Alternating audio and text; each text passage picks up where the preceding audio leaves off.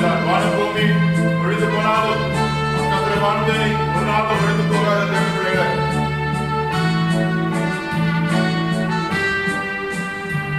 வானம் பூமி ஒழிந்து போனாலும் வார்த்தை என்றோ மாறாது, வாழ்க்கை அழிந்து மறைந்து போ, விசுவாசி என்றென்றோ நிலைப்பார்.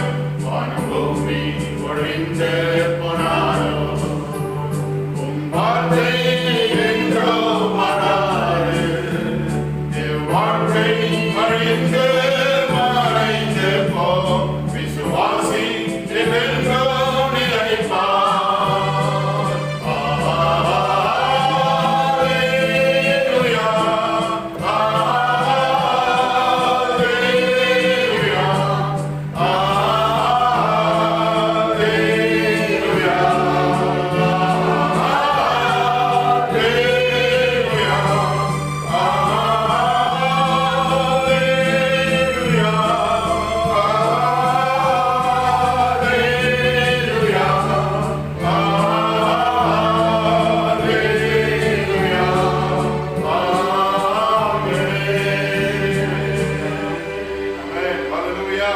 நானும் என் வீட்டாருமாய் என்றால் கர்த்தரை சேவிப்போம். இந்த நாளில் நாம் வீடுகளிலே இருக்கிறோம், தனித்திருக்கிறோம். ஒருவேளை நீங்கள் குடும்பத்தோடு இருக்கலாம். இந்த தொலைக்காட்சிக்கு முன்பதாக, இந்த காணொலி காட்சிக்கு முன்பதாக நீங்கள் இருக்கிற சமயத்தில் நானும் என் வீட்டாரும் என்றால் எப்பொழுது கர்த்தரை சேவிப்போம். ஒருவேளை சபைக்கு எங்களால் போக முடியாவிட்டாலும், வீடுகளில் நாங்கள் இருந்தாலும், நானும் என் வீட்டாரும் என்றால் கர்த்தரையே சேவிப்போம் என்று கர்த்தரை நாம் சேவிக்க ஆரம்பிப்போம். தேவனுடைய பிள்ளைகளே,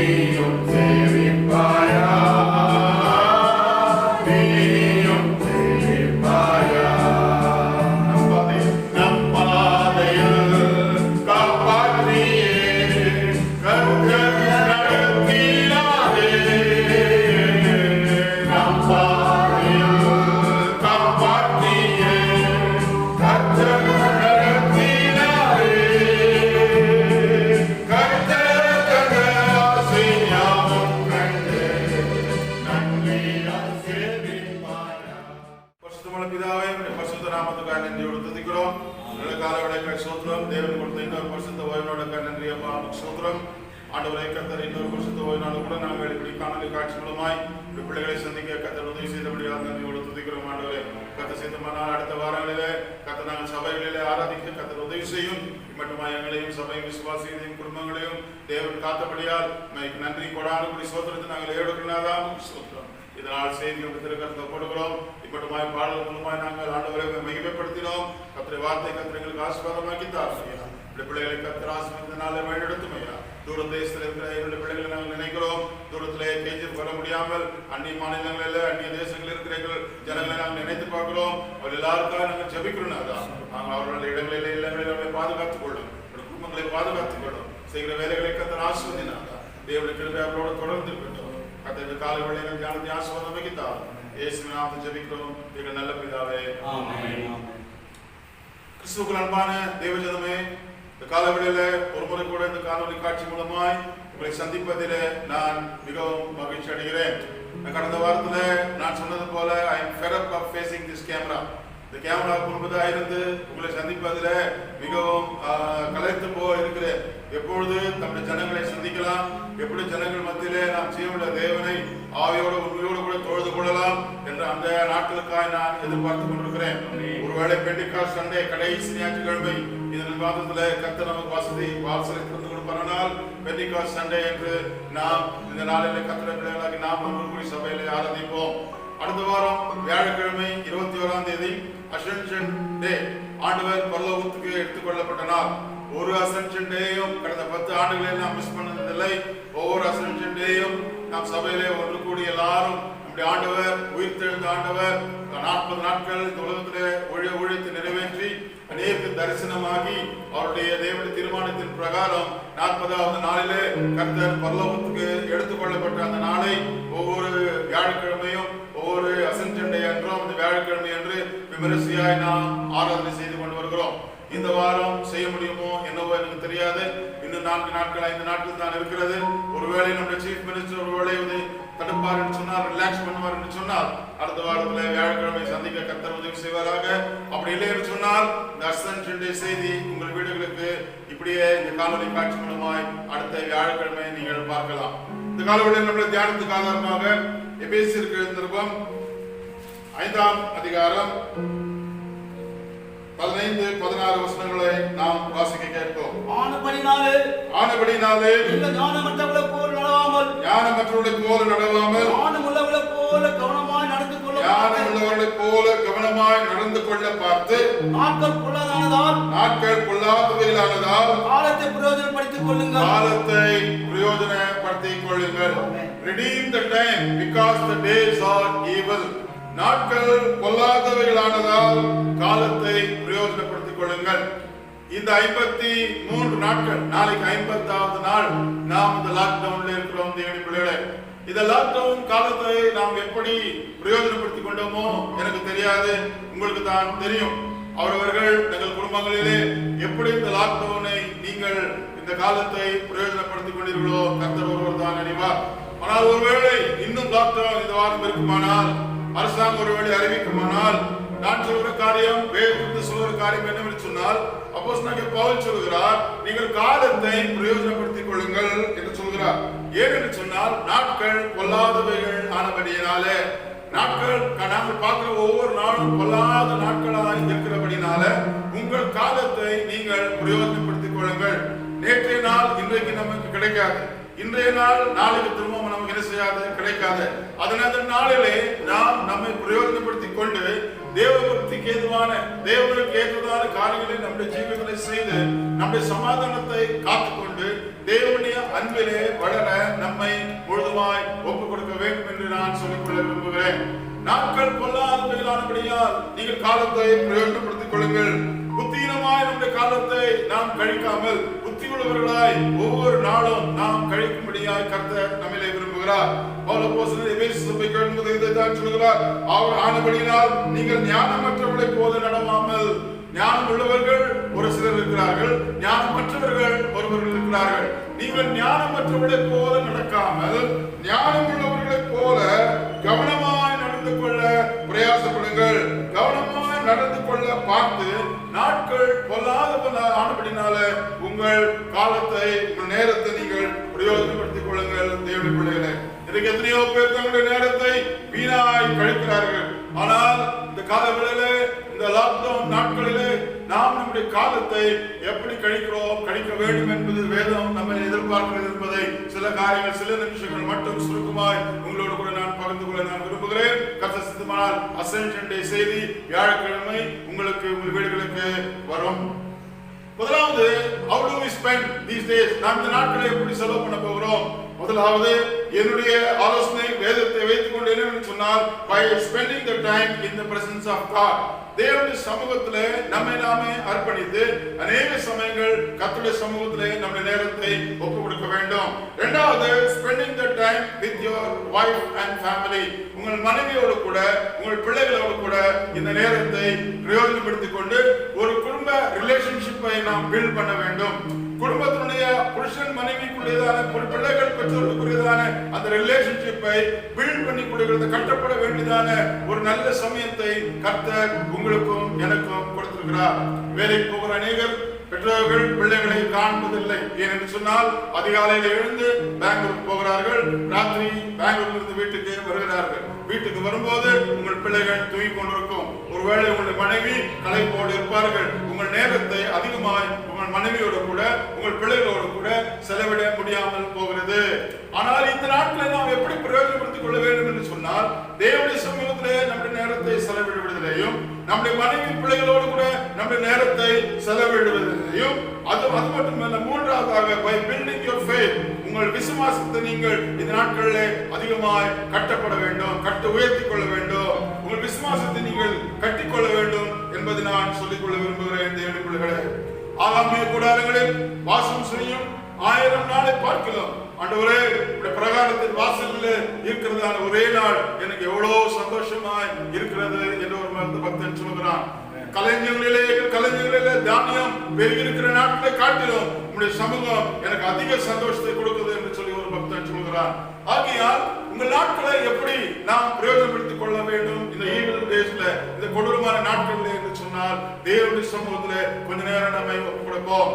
ஒருவேளை கடந்த நாட்களில் அதிக நேரம் நமக்கு செலவிட நேரம் இல்லாவிட்டால், இந்த நாட்களிலே கர்த்தருடைய வார்த்தை கேட்பதிலேயும், தேவனுடைய சமூகத்திலே நீங்கள் ஜெபிப்பதிலேயும், தேவனுடைய வார்த்தைகளை கேட்கிறது மட்டுமல்ல, ஜெப ஜீவியத்தை நீங்கள் பெருக்கிக் கொள்வதிலேயும், அந்நிய பாஷை அடையாளத்தோடு ஆண்டவரோடு கூட நீங்கள் பேசி நேரத்தை செலவழித்து கொஞ்ச நேரம் உங்கள் விசுவாசத்தை பலப்படுத்த, உங்கள் பரிசுத்தத்தை பலப்படுத்த, ஆண்டவரோடு கூட உங்களுடைய நெருக்கத்தை பலப்படுத்த, ஆண்டவரோடு உங்கள் ஐக்கியத்தை பலப்படுத்த இந்த நாட்களை நீங்கள் நிச்சயமாய் பிரயோஜனப்படுத்திக் கொள்ள வேண்டும் தேவனுடைய பிள்ளைகளே. சங்கீதக்காரன் சொல்கிறான், சங்கீதம் 11 வசனத்திலே நான் வாசிக்கிறோம். சங்கீதம் 16:11 வாசிங்கள். 16:11 ஜீவ மார்க்கத்தை எனக்கு தெரியப்படுத்தினீர், ஜீவ மார்க்கத்தை எனக்கு தெரியப்படுத்தினீர். உம்முடைய சமூகத்தில் பரிபூர்ண ஆனந்தமும், உம்முடைய சமூகத்தில் பரிபூர்ண ஆனந்தமும், உம்முடைய வலதுபுறத்திலே நித்திய பேரின்பமும் உண்டு. உம்முடைய வலதுபுறத்திலே நித்திய பேரின்பமும் உண்டு. ஜீவ மார்க்கத்தை எனக்கு காண்பித்தீர், தெரியப்படுத்தியிருக்கிறீர். ஆனால் ஒன்று ஆண்டவரே, உம்முடைய சமூகத்திலே பரிபூர்ண ஆனந்தம் எனக்கு இருக்கிறது. நம்முடைய நாட்டில் எப்படி நாம் பிரயோஜனப்படுத்திக் கொள்ள வேண்டும் என்று சொன்னால், தேவனுடைய சமூகம் நமக்கு பரிபூர்ண ஆனந்தத்தை கொடுக்கிறது தேவனுடைய பிள்ளைகளே. மோசே சொல்கிறான், அநித்தியமான பாவ சந்தோஷத்துக்காக பார்வோனின் அரண்மனையிலே என் நாட்களை கழிப்பதை காட்டிலும் என்னுடைய ஜனங்களோடு நான் துன்பத்தை அனுபவித்து தெரிந்து கொள்கிறேன் என்று சொல்கிறான். தேவனுடைய பிள்ளைகளே, அநித்தியமான காரியங்களுக்காக உங்கள் நேரத்தை நீங்கள் செலவழிக்காமல், அநித்தியமான காரியங்களை நினைத்து அவிசுவாசத்தின் வார்த்தைகளை உங்கள் வாயிலிருந்து கொண்டு வந்து கவலைகளும் பாரத்தோடு கூட நீங்கள் வீட்டில் இருக்காமல், உங்கள் நாட்களை எப்படி நீங்கள் பிரயோஜனப்படுத்திக் கொள்ள போகிறீர்கள், எப்படி நீங்கள் உங்கள் நாட்களை பிரயோஜனப்படுத்திக் கொள்ள வேண்டும் என்று சொன்னால், தேவனுடைய வசனத்தை நீங்கள் வாசித்து, தேவனுடைய வேதத்தை நீங்கள் வாசித்து, அவருடைய சமூகத்திலே நீங்கள் சென்று, உங்கள் காணொலி காட்சியிலே நிறைய கிறிஸ்தவ நிகழ்ச்சிகள் இப்போது வந்து கொண்டிருக்கிறது. நீங்கள் அதை பார்த்து உங்கள் ஜெப நேரத்தை குடும்பமாய் அதிகரித்துக் கொள்ளும் போது கர்த்தருக்குள்ளே நீங்கள் வளர்கிற ஒரு அனுபவத்தை நீங்கள் பெற்றுக் கொள்ள முடியும். அது பரிபூர்ண சந்தோஷத்தை உங்களுக்கு கொடுக்கும், அது பரிபூர்ண ஆனந்தத்தை கொடுக்கும். தேவனுடைய spending the time in the presence of God, தேவனுடைய சமூகத்திலே நம்முடைய நேரத்தை கழிப்பது மிகவும் நல்லது. எவ்வளவு அதிகமாய் தேவனுடைய சமூகத்திலே உங்கள் நேரத்தை நீங்கள் கழிக்கிறீர்களோ அவ்வளவு உங்கள் விசுவாசம் பெருகும், உங்கள் பரிசுத்தம் பெருகும், உங்கள் அன்பு பெருகும், ஆண்டவர் மேல் வைராக்கியம் பெருகும், உங்கள் விசுவாசம் ஆழமாய் கட்டப்படும், உங்கள் பரிசுத்தம் ஆழமாய் கட்டப்படும். உங்கள் குடும்ப வாழ்க்கை கர்த்தர் ஆசீர்வதிக்க வல்லவராக இருக்கிறார். உங்கள் விசுவாசம் வாழ்க்கையும் கர்த்தர் ஆசீர்வதிக்க உள்ளவராக இருக்கிறார். And they are spending the days in the presence of God. இந்த நாட்களிலே அதிகமாய் தேவனுடைய சமூகத்திலே நாம் நம்முடைய நாட்களை கழிக்க வேண்டும். தேவனுடைய பிள்ளைகளே, தேவனுடைய சமூகத்திலே தேவனுடைய வார்த்தை கேட்டு கர்த்தருடைய ஆராதனைக்கு தான் செல்ல முடியவில்லை. ஆனால் தேவனுடைய சமூகத்திலே இந்த நாட்களிலே நாம் கழிக்க முடியும். ஞானமற்றவர்களை போல நடவாமல், ஞானமற்றவர்கள் என்ன செய்வார்கள்? தொடர்ந்து 24 hours டிவியை பார்த்து கொண்டே இருப்பார்கள். ஞானமற்றவர்கள் என்ன செய்து கொண்டிருப்பார்கள்? பக்கத்து வீட்டில் எதிர் வீட்டில் உட்கார்ந்து அவங்க கதை இவங்க கதையை பேசி விசுவாசத்தை கெடுத்துக்கொண்டு, அன்பை கெடுத்துக்கொண்டு, அவர்கள் அந்நிய தவறான காரியங்களை, மோசமான காரியங்களை பேசி, மற்றவருடைய மூன்றாவது மனுஷனுடைய கதைகளை பேசி நேரத்தை கழிப்பார்கள். ஆனால் ஞானம் உள்ளவர்கள் என்ன செய்வார்கள் என்று சொன்னால், they will try to spend the time in the presence of God. தேவனுடைய சமூகத்திலே கொஞ்ச நேரம் கழிக்க தங்களுடைய நேரத்தை இந்த நாட்களிலே ஒப்பு கொடுப்பார்கள். தேவனுடைய பிள்ளைகளே, வசனம் என்ன சொல்கிறது? ஏன் நாட்கள் நாம் விரோதப்படுத்திக் கொள்ள வேண்டும் என்று சொன்னால், இந்த நாட்கள் பொல்லாதவைகளானபடினால, இந்த நாட்கள் பொல்லாதவைகளானபடினால உங்கள் நாட்களை தேவனுடைய சமூகத்திலே நீங்கள் செலவழிக்க வேண்டும். எனக்கு அதிகமாக பிடித்த ஒரு சம்பவம் யாக்கோபுடைய சம்பவம்.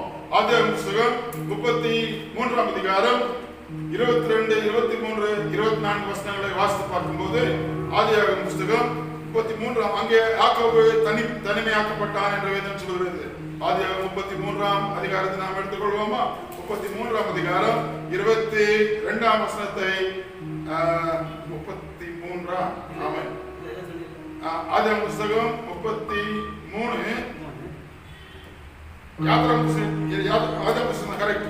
ஆதியாகமம் 33 அதிகாரத்திலே யாக்கோபை குறித்து நாம் வாசிக்கிறோம். 32 அதிகாரம் 32 அதிகாரத்திலே 21, 22 வசனங்கள் வாசிக்கும் போது, அந்தபடியே வெகுமதி அவனுக்கு முன் போயிற்று. அவனோ அன்று ராத்திரி பாளையத்திலே தங்கி, ராத்திரியிலே எழுந்திருந்து தன் 2 மனைவிகளிலும் தன் 2 பணிவிடைக்காரர்களிலும் தன்னுடைய 11 குமாரரையும் கூட்டிக் கொண்டு யாப்போக்கு என்கிற ஆற்றின் துறையை கடந்தான்.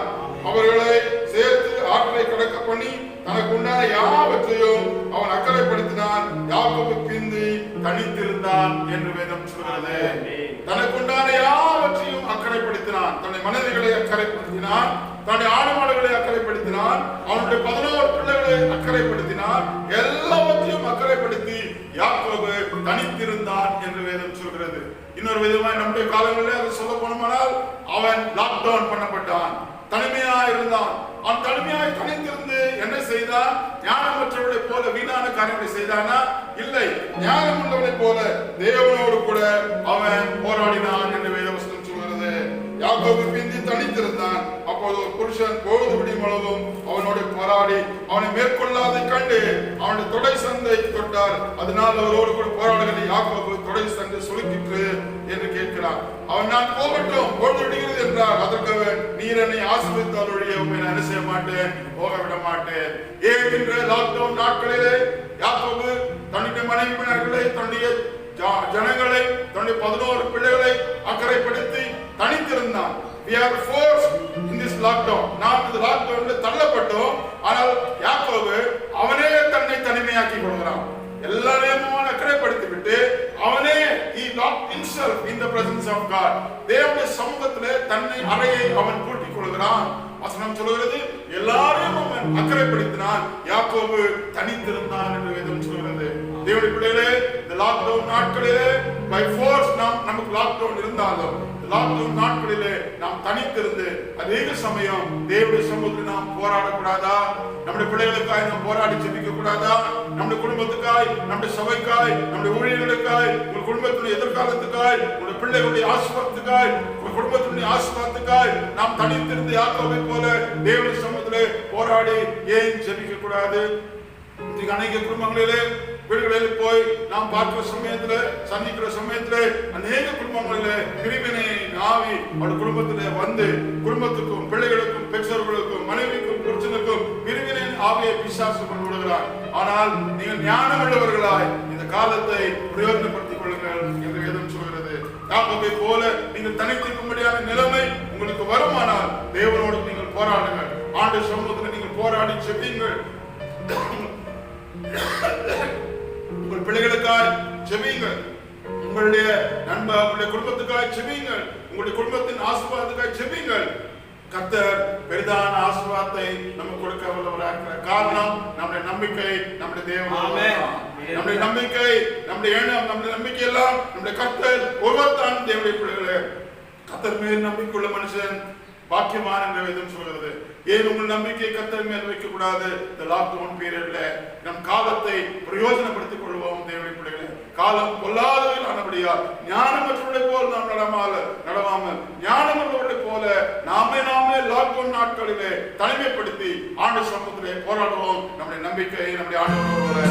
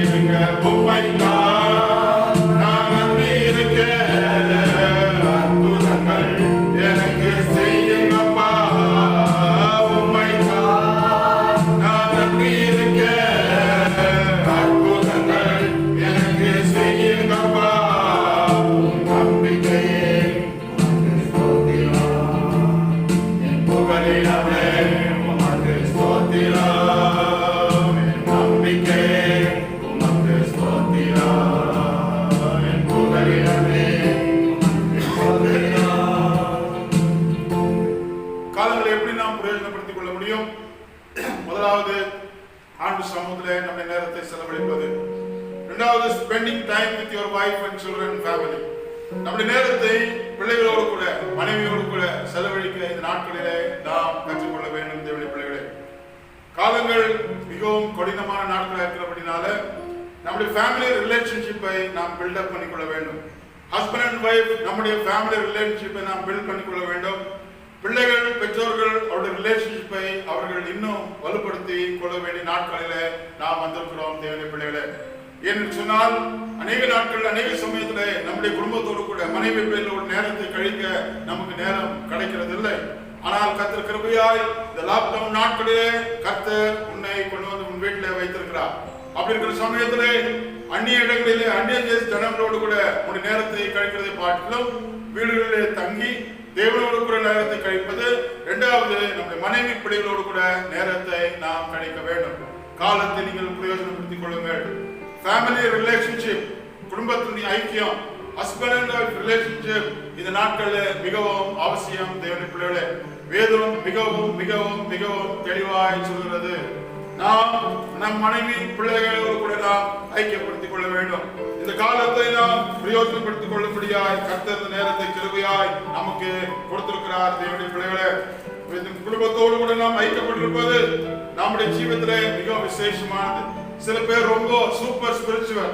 என்ன என்று சொன்னால், எப்பவுமே பைபிள் படிக்கணும், எப்பவுமே ஜெபம் பண்ணணும், எப்பவுமே சகோதர ஐக்கியத்தை வைத்துக் கொள்ள வேண்டும் என்று சொல்லி குடும்பத்தை இழந்து விடுகிறார்கள், மனைவியை இழந்து விடுகிறார்கள், பிள்ளைகளை இழந்து விடுகிறார்கள், குடும்ப சந்தோஷத்தை குடும்ப ஐக்கியத்தை இழந்து விடுகிறார்கள். தேவனுடைய பிள்ளைகளே, நம்முடைய வீடு நமக்கு ஒரு ஆசீர்வாதமாய் இருக்க வேண்டும், சந்தோஷமாய் இருக்க வேண்டும். அடிக்கடி நான் சபைக்கு சொல்வேன், நம்முடைய வீடு எந்த வீடு, வாடகை வீடு இருந்தாலும் சரி, மைன்ஸ் வீடா இருந்தாலும் சரி, தேவனுடைய மனுஷனுக்கு அவனுடைய வீடு ஒரு பக்கிங்ஹாம் பேலஸ்.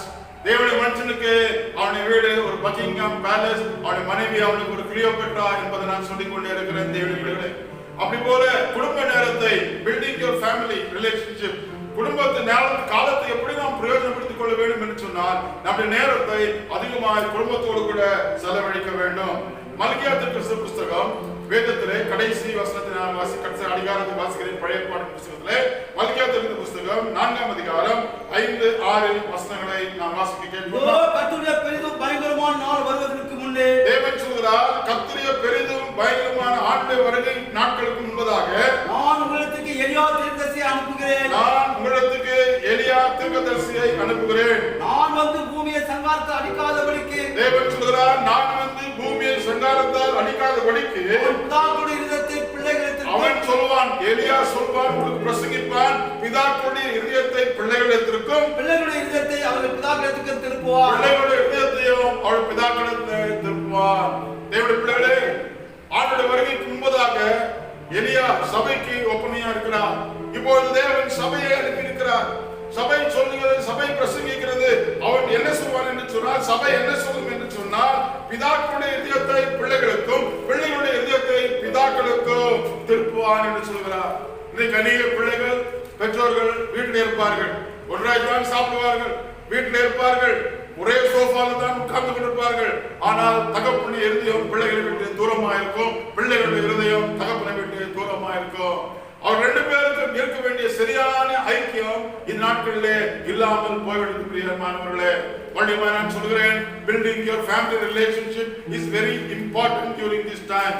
உங்களுடைய குடும்பத்தினுடைய ஐக்கியத்தை கட்டி காப்பது மிகவும் விசேஷமானது. பிசாசு எவனை கால விடலாமோ, எவனை விழுங்கலாமோ, எவன் கால வாழலாமோ என்று சொல்லி அவன் வகை தேடி கொண்டிருக்க, புருஷன் மனைவிமாருக்கு விசேஷமா நான் சொல்கிறேன், உங்களுடைய ரிலேஷன்ஷிப்பை நீங்கள் பில்டப் பண்ணிக் கொள்ளுங்கள். பெற்றோர்கள் பிள்ளைகளுக்கு நான் சொல்லுகிறேன், உங்களுடைய ரிலேஷன்ஷிப்பை நீங்கள் பில்டப் பண்ணிக் கொள்ளுங்கள். பிள்ளைகள் இருக்கிறார்கள், பெற்றோர்கள் இருக்கிறார்கள். வேதம் சொல்கிறது, கடைசி நாட்களிலே ஆண்டுடைய வருகைக்கு முன்பதாக பிதாக்களுடைய இருதயம் பிள்ளைகளுடைய இதயத்தை விட்டு தூரமா இருக்கிறது.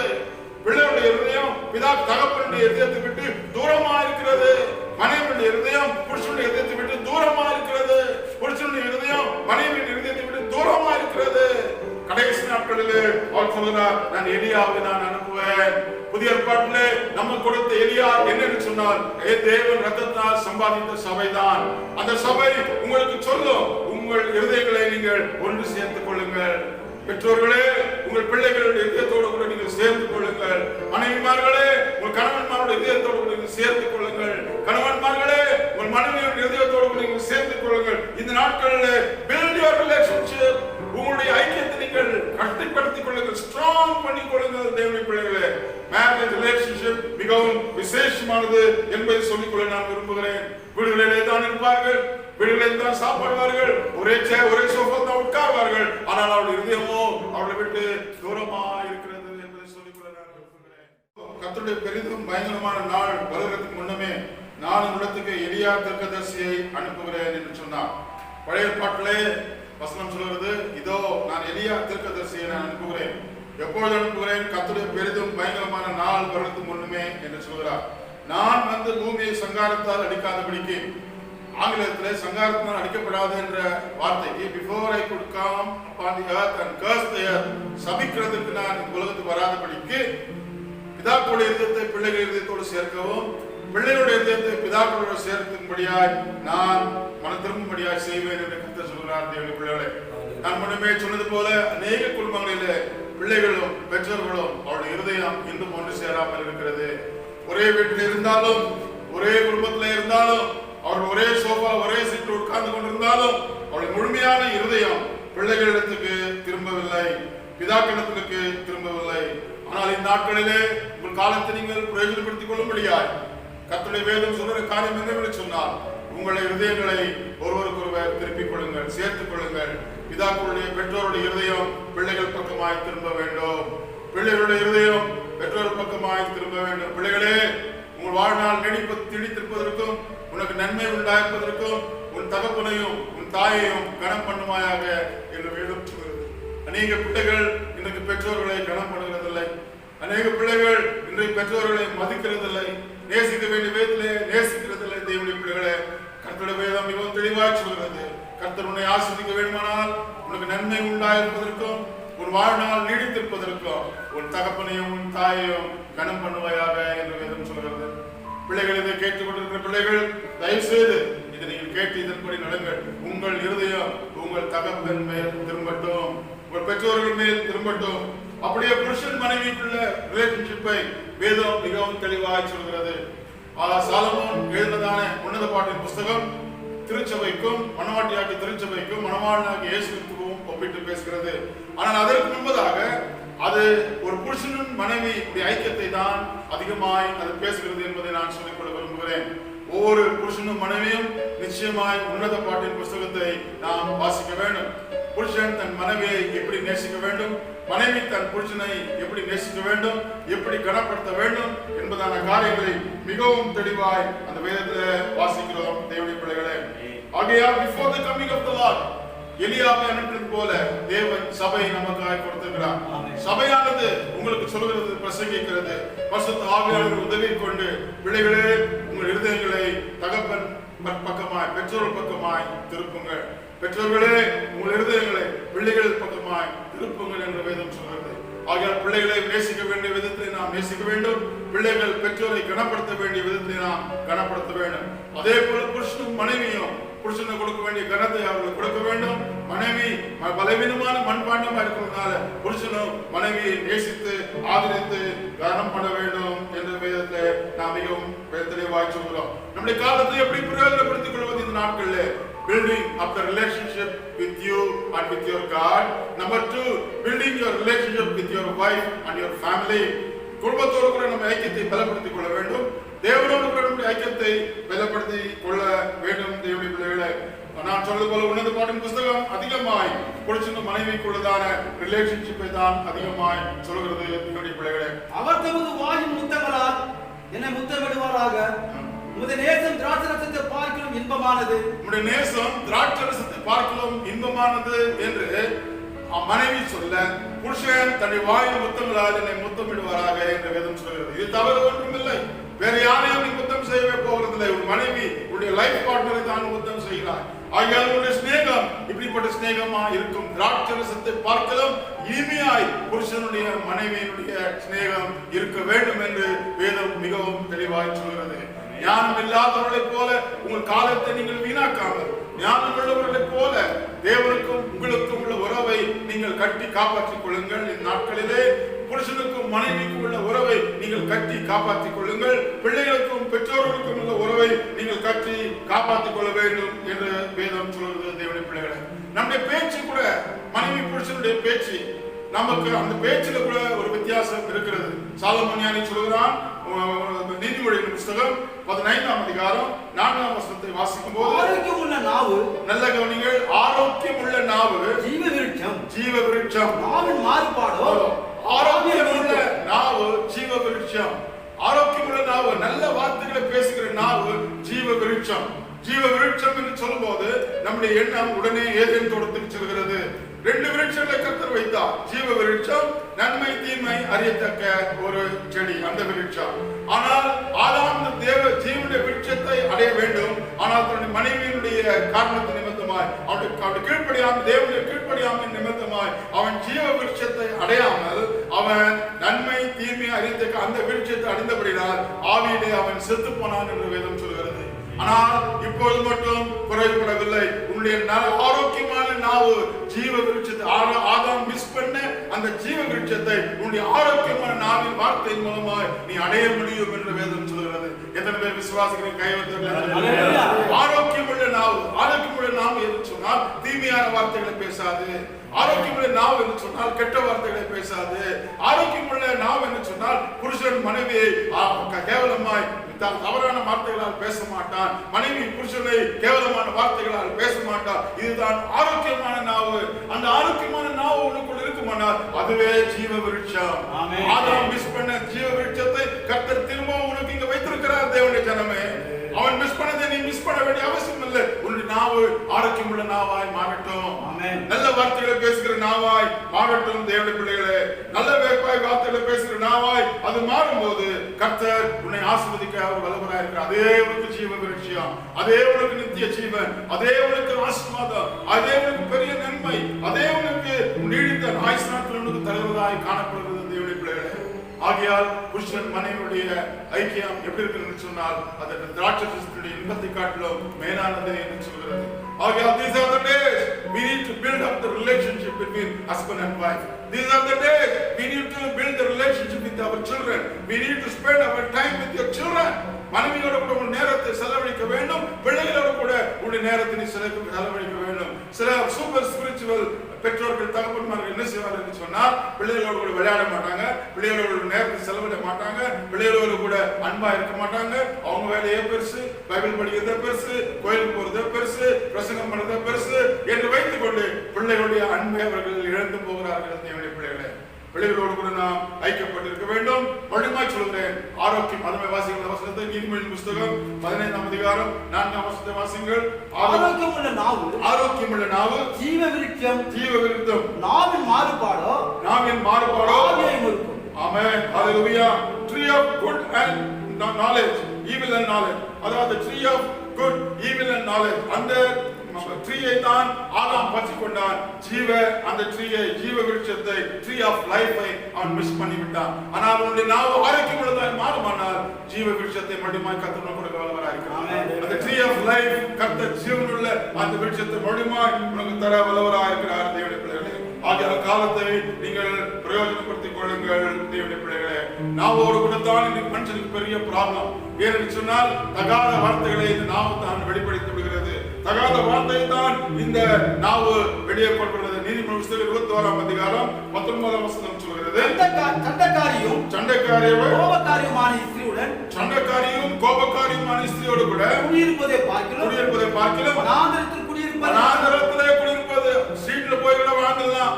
சண்டைக்காரியோட கூட கோபக்காரியோட கூட பெரிய பங்களால வாழ்றதை காட்டிலும் நல்ல அருமையாய் நேசிக்கிற ஜீவ விருட்சத்தை கொடுக்கிறதான ஸ்திரீயோட கூட ஸ்ட்ரீட்ல கூட போய் வாழ்ந்துடலாம். அது உங்களுக்கு ஆசீர்வாதமா இருக்கும் என்று வேதம் சொல்கிறது. ஹல்லேலூயா. ஆகையால் தேவனுடைய பிள்ளைகளே, ஸ்திரீமார்களே, உங்களுடைய ரிலேஷன்ஷிப்பை நீ பில்டப் பண்ணி கொள்ளுங்கள். உங்கள் நாவு ஆரோக்கியமான வார்த்தைகளை பேசட்டும். உங்கள் புருஷனை நீங்கள் பேசுவீர்கள் சொன்னால், பெரியவர்களை நீங்கள் பேசுவீர்கள் சொன்னால், உங்கள் நாவின் வார்த்தைகள் ஆரோக்கியமான வார்த்தைகளா இருக்கட்டும். சின்ன பிள்ளைங்க தான் இன்னைக்கு மோசமான வார்த்தைகளை, பெற்றோர்களுக்கு அவமதிப்பு உண்டாகிற வார்த்தைகளை பேசுகிறார்கள். தேவனுடைய பிள்ளைகளே, அந்த நம்முடைய நாவு ஆரோக்கியமான நாவாய் மாறட்டும். நாம் ஜெபிக்க வேண்டும், ஆண்டவரே என்னுடைய நாவு ஆரோக்கியமான நாவாய் என்ன செய்யட்டும், மாறட்டும் ஐயா. என்னுடைய பிள்ளைகளுடைய உதடுகள், நாவுகள் ஆரோக்கியமான வார்த்தைகளை பேசுகிற நாவாய் மாறட்டும் கர்த்தாவே. ஆனால் அதே நீதிமொழிகள் 14:1 வாசிக்கிறோம், வைஸ் உமன், புத்தியுள்ள ஸ்திரீ தன் வீட்டை கட்டுகிறாள். புத்தியுள்ள ஸ்திரீயோ தன் வீட்டை கட்டுகிறாள். புத்தியில்லாத ஸ்திரீ தன் கையினால் அதை இடித்து போடுகிறாள். இடித்து போடுகிறவளும் ஸ்திரீதான், கட்டுகிறவளும் ஸ்திரீதான். ஆகையால் ஸ்திரீமார்களே, உங்கள் நாவின் வார்த்தைகள் ஆரோக்கியமான வார்த்தைகளா இருக்கட்டும். குடும்பத்தை நீங்கள் கட்டுங்கள், இடித்து போடுவதா இருக்கவே வேண்டாம். உங்கள் நாவின் வார்த்தைகள் யாரை பேசினாலும் சரி அடக்கி கொண்டு அந்த ஆரோக்கியமான வார்த்தைகளை என்ன செய்யட்டும், இருக்கட்டும். ஆரோக்கியம் இல்லாத நீங்கள் மதியற்ற வார்த்தைகளை நீங்கள் பேசுகிறீர்கள், குடும்ப சமாதானத்துக்கு பிசாசுக்கு நீங்கள் வழிவகுக்கிறீர்கள். பிசாசு உடைந்து குடும்ப வார்த்தையை கெடுத்து விடுவார். ஆகையால் இந்த நாட்களை நீங்கள் பிரயோஜனப்படுத்திக் கொள்ளுங்கள்.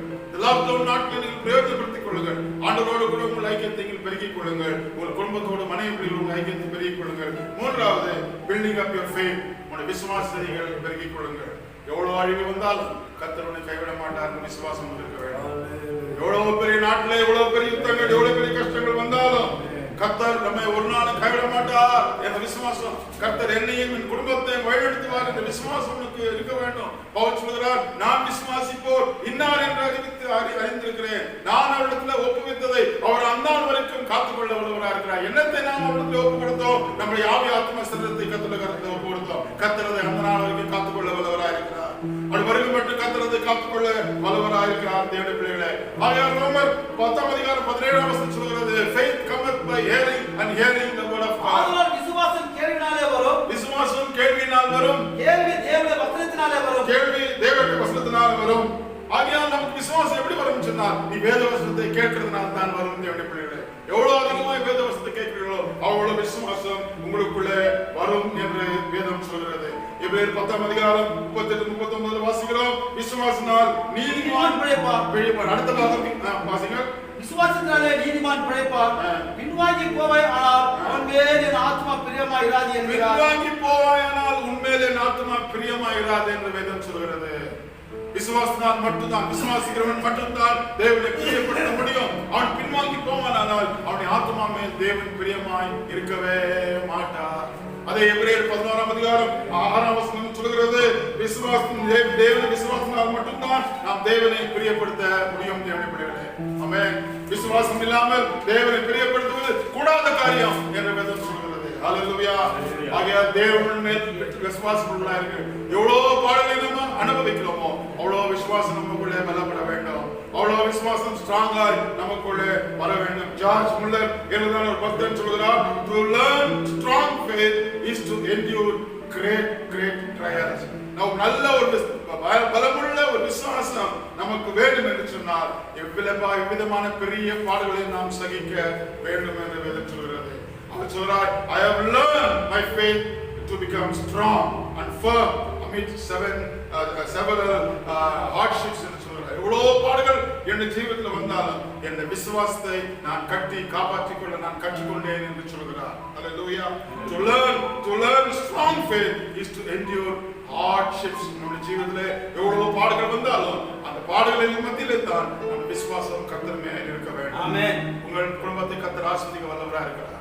ஒருவேளை 2020 நமக்கு மோசமான ஒரு நஷ்டம் அடைந்த ஒரு ஆண்டாய் மாறிவிட்டாலும் கர்த்தர் இன்னும் அநேக நாட்கள் நமக்காக வைத்திருக்கிறார். நான் விசுவாசிக்கிறேன், அக்டோபர், நவம்பர், டிசம்பர் ஒரு பெரிய அறுவடையை, பெரிய ஆசீர்வாதத்தை தேசத்துக்கும் சபைக்கும் உங்கள் குடும்பங்களுக்கும் தேவன் நிச்சயமாய் தர வல்லவராக இருக்கிறார். ஹல்லேலூயா, ஹல்லேலூயா. கர்த்தர் இந்த வருஷத்தின் முடிவுகளே நிச்சயமாக ஒரு பெரிதான ஆசீர்வாதத்தை உங்களுக்கும் உங்கள் குடும்பத்துக்கும் வைத்திருக்கிறார். ஆகையால் நடந்த காரியங்களை, கடந்து வருகிற காரியங்களை எல்லாவற்றையும் மறந்து உங்கள் காலத்தை நீங்கள் பிரயோஜனப்படுத்திக் கொள்ளுங்கள். இந்த காலத்தை நீங்கள் எப்படி பிரயோஜனப்படுத்திக் கொள்வீர்கள்? பில்டிங் ரிலேஷன்ஷிப் வித் காட், தேவனோடு உங்கள் ஐக்கியத்தை நீங்கள் இன்னும் பலப்படுத்திக் கொள்ளுங்கள். building your relationship with your wife and children, உங்கள் மனைவியோடு உங்கள் பிள்ளைகளோடு கூட உங்கள் ஐக்கியத்தை பலப்படுத்திக் கொள்ளுங்கள். building your faith, உங்களுக்கு விசுவாசம் நீங்கள் கட்டி காப்பாற்றிக் கொள்ளுங்கள். விசுவாசம் இல்லாமல் தேவனுக்கு பிரியமாயிருப்பது கூடாத காரியம். ஆகையால் விசுவாசிகளாய் நாம் மாறுவோம். ஸ்ட்ராங் விசுவாசிகளாய் நாம் மாறுவோம். கர்த்தர் எப்பக்கத்தில் நிற்கப்பட்டாலும் நான் ஒடுங்கி போகிறதில்லை என்று பவுலோடு கூட நாம் சொல்வோம். தேவனுடைய பிள்ளைகளே, என் பல பக்கத்தில் நஷ்டங்கள் கஷ்டங்கள் வந்தாலும் என் தேவன் என்னை கைவிட மாட்டார், ஒரு நாளும் என்னை கைவிடவே மாட்டார் என்ற எண்ணம் நமக்குள்ள என்ன செய்ய வேண்டும், வர வேண்டும். அந்த விசுவாசத்தோடு கூட தொடர்ந்து நல்ல போராட்டத்தை போராடுவோம். நம்ம ஓட்டத்தை முடிப்போம். ஆண்டவராகிய இயேசு சீக்கிரமாக வரப்போகிறார். ஆகையால் பிதாக்களுடைய இருதயம் பிள்ளைகள் பக்கமாய் திரும்பட்டும், பிள்ளைகளுடைய இருதயம் பிதாக்கள் பக்கமாய் திரும்பட்டும். விசுவாசத்தை பலப்படுவோம், புருஷன் ஐக்கியத்தை பலப்படுத்துவோம், தேவனுக்கு நமக்கு இருக்கிற ஐக்கியத்தை பலப்படுத்துவோம், நம்முடைய விசுவாசத்தை பலப்படுத்துவோம். நிச்சயமாக நம்மை ஆஸ்வதிப்பார். இப்போது இருக்கிற இதை காட்டிலும் 1000 மடங்கு ஆஸ்வதிக்கப்பட்டிருப்பாய் என்ற நம்பிக்கையோடு கூட நாம் இருப்போம். கர்த்தர் நம்மை ஆஸ்வதிப்பாராக. ஹல்லேலூயா. கர்த்தரை நம்பி ஜீவிப்போம். கவலை கஷ்டங்கள் தீர்ந்திடும். கைவிடா காத்திடும் பரமனின் கரங்களை நாம் பற்றிக் கொள்வோம்.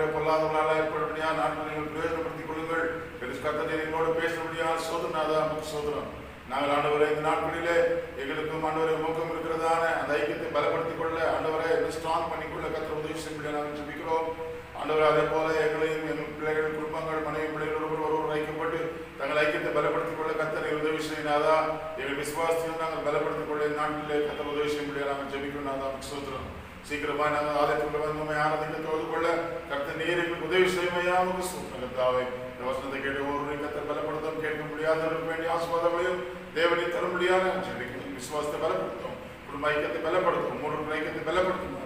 ஆண்டவரே, இந்த நாளிலே விசேஷமாக இந்த திருமண நாளை காண்கிறதான சந்தர் மைத்திரிக்காக நாங்கள் ஜெபிக்கிறோம். வீடு தாய் நாட்களால் அவருடைய திருப்தியாகினாதான் அவருடைய ரட்சிப்பு அவர்கள் காண்பிக்கப்படியா நான் ஜெபிக்கிறேன் ஐயா. இப்படி ஆசீர்வாதம் இருக்கட்டும். அதுபோல 1ஆம் தேதி ஆண்டவரே 1ஆம் தேதி ஆனிவர்சரி கொண்டாடினதான பாஸ்டர் ஜான் நாக்ஸ் அவருடைய மனைவி காய் நாங்கள் ஜெபிக்கிறோம். பிரிசிகாய் 2 பேரையும் கர்த்தர் ஆசீர்வதியும் பலப்படுத்த வேண்டிய ஆசீர்வாதங்களை தேவன் தாருமையா. 4ஆம் தேதி ஆண்டவரே ஆனிவர்சரி கொண்டாடினதான பிரதீப் காய் ஆண்டவரே கர்த்தர் அந்த மரிமையான சிறுவாக ஜெபிக்கிறோம். குழந்தைக்காய் சோத்திரம் கர்த்தர் அவர்களையும் ஆசீர்வதினாதா. 6ஆம் தேதி ஆண்டவரை வெட்டிங் ஆனிவர்சரி கொண்டாடின தினேஷ் காய் ஷாலிகாய் ஜெபிக்கிறோம். ஆண்டவரை டெரிக்காய் சோத்திரம் அந்த குடும்பத்தையும் கர்த்தர் நீர் ஆசீர்வதிக்கும்படியாக நாங்கள் ஜெபிக்கிறோம். 11ஆம் தேதி ஆனிவர்சரி கொண்டாடின ஜீவாக்காய் பர்னபாஸ்காய் ஜெபிக்கிறோம். அவருடைய பிள்ளைகளுக்கு ஸ்தோத்திரம். கர்த்தர் அவர்களையும் ஆசீர்வதினாதா, அவருடைய குடும்ப வாழ்க்கையை கர்த்தர் ஆசீர்வதினாதா. இன்னும் 17ஆம் தேதி ஆண்டவரே 19ஆம் தேதி ஆனிவர்சரி கண்டதான ஆர்மியார் சகோதரர் ரவி காஷிகலாக ஜெபிக்கிறோம். அவருடைய திருமண நாளை கர்த்தர் ஆசீர்வதியோட பிள்ளைகளை கர்த்தர் ஆசீர்வதினாதா. வீட்டு ஆசீர்வாதங்களை திருப்தியாக்கி ரட்சிப்பை அவர்கள் காண்பிக்கும்படியாக ஜெபிக்கிறோம். கொர்நேலியஸ் காலிடியாக ஜெபிக்கிறோம். அவர்களும் அந்த நாளிலே அந்த ஆண்டவரை கர்த்தர் அந்த ஆனிவர்சரி கொண்டாடுகிறார்கள். தேவனுடைய பிரசன்னம் ஆசீர்வாதம் அவர்களோடு கூட இருக்கிறாதா. அப்படியே மோசஸ் ஷில்பாக ஜெபிக்கிறனாதா. அவருடைய திருமண நாளை கர்த்தர் ஆசீர்வதினாதா. இப்படிப்பட்ட நிறைய திருமண நாளுக்கான கர்த்தர் உதவி செய்ய முடியாத ஜெபிக்கிறோம். 20ஆம் தேதி ஆண்டவரை ஆனிவர்சரி கொண்டாடுகிறதான சசிகாய் எலிசபெத்துக்காக நாங்கள் ஜெபிக்கிறனாதா. கர்த்தர் அந்த தம்பதிகளையும் கர்த்தர் ஆசீர்வதியும், அவருடைய பிள்ளைகளையும் கர்த்தர் ஆசீர்வதியும். ஆண்டவரை எங்கள் சபையின் குடும்பங்கள் எல்லாரையும் கர்த்தர் ஆசீர்வதியும். இன்னும் எங்களுக்கு தெரியாமல் இந்த மாதத்துல பர்த்டேஸ் ஆனிவர்சரிஸ் கொண்டாடுகிறதான எல்லாரும் கர்த்தர் அருமையா ஆசீர்வாதத்தால் அதிகமான ஆசீர்வாதத்தால் நிரப்பி கர்த்தர் நீ என்னுடைய பலப்படுத்தினாதா. கிறிஸ்து இயேசுவில் அவர்கள் இன்னும் பலப்படுத்தி ஆசீர்வாதத்தை வழிநடத்தும்படியாக நாங்கள் ஜெபிக்கிறோம். துதிக மகிமை எல்லாம் ஒருவருக்கே நாங்கள் எடுத்துப்போம். விட்டு இயேசுவின் நாமத்தில் ஜெபிக்கிறோம் எங்கள் நல்ல பிதாவே, ஆமென். நம்முடைய கர்த்தராகிய இயேசு கிறிஸ்துவின் கிருபையும் பிதாவாகிய தேவனுடைய அன்பும் பரிசுத்த ஆவியானவருடைய அன்பின் ஐக்கியமும் சந்தோஷமும் சமாதானமும் கர்த்தர் வருவளவும் நம்ம அனைவரோடு கூட விசேஷமாய் சொன்னதான ஆனிவர்சரி கொண்டாடுற ஒவ்வொரு பிள்ளைகளோடு கூட என்றென்றைக்கும் இருப்பதாக, ஆமென். என் ஆத்மாவே கர்த்தரை ஸ்தோத்திரி, என் முழுமே பரிசுத்த நாமத்தை ஸ்தோத்திரி. என் ஆத்மாவே கர்த்தரை ஸ்தோத்திரி, கர்த்தர் செய்த சகல உபகாரங்களை மறவாதே. ஆமென், ஆமென். கர்த்தர் உங்களை ஆசீர்வதிப்பாராக.